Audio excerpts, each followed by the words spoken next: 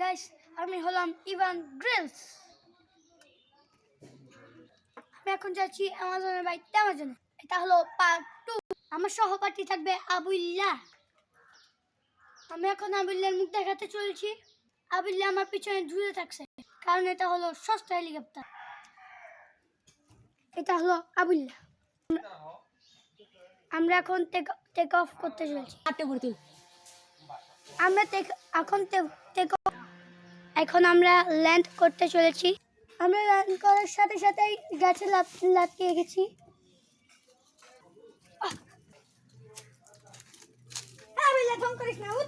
Guys আমাদের আজকের রাত এখানেই কাটাতে হবে, যদিও এখানে অনেক মশা, তারপরে এখানে কাটাতে হবে। যদিও আমাদের পিছনে অনেক পিঁপড়া আছে।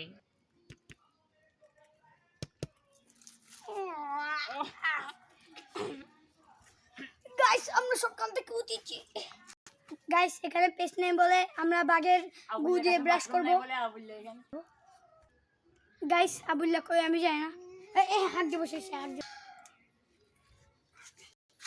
গাইস আমরা হাঁটতে যাচ্ছি কোথায় যাচ্ছি কিন্তু জানি না। গাইস আমরা এখানে আসলে একটা বিশুদ্ধ পানির সোর্স পেয়েছি। আমি বলছি ইভান এবং আবুল অনেক বছর ধরে তারা হাঁটতে থাকে। হাঁটতে হাঁটতে ইভান গ্রিলস বড় হয়ে আরও বড় হয়ে যায়।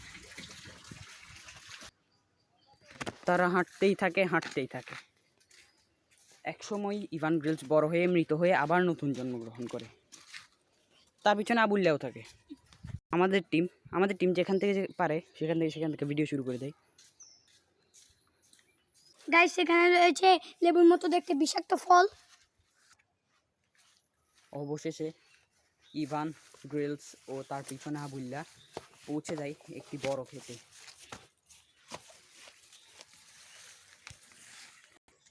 ইভান গ্রিলস হাঁটতে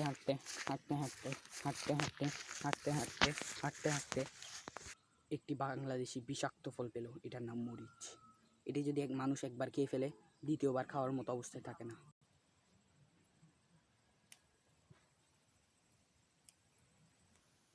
তারপর সেটি খেয়ে ফেললো।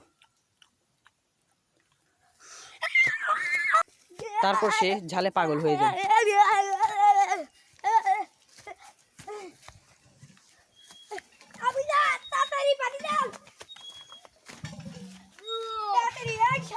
তারপর তারা একটি পুরনো কল খুঁজে পায়। তাদের প্রচুর প্রচেষ্টার পর সেখান থেকে এক ফোঁটা পানি বের হয়। তারপর তারা সেগুলো খেয়ে তাদের পিপাসা মিটায়। গাইস আমি এখন নিজের পাওয়ারে একটি ঘর বানিয়ে ফেলেছি। এখন আবার জিজ্ঞেস করি না আমি টিন কোথা থেকে পেয়েছি। আসলে টিনগুলো আমি নিজের হাতে বানিয়েছি। কেমনি বানিয়েছি সেটা নিজেই জানি, কিন্তু আমি অনেকক্ষণ ধরে আবুল্লাহকে দেখছি।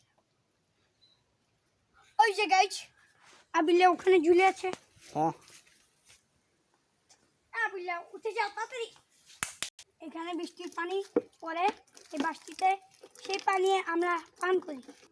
এভাবেই তারা পানিটি খেয়ে থাকে। সেই পানি গিয়ে একটি বোতলে সংরক্ষিত হয়, যেগুলো তারা পরবর্তীতে পান করে।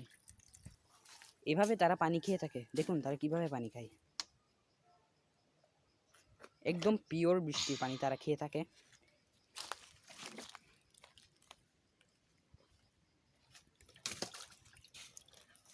ফিল্টার হয়ে এদিক দিয়ে বের হয় পানি।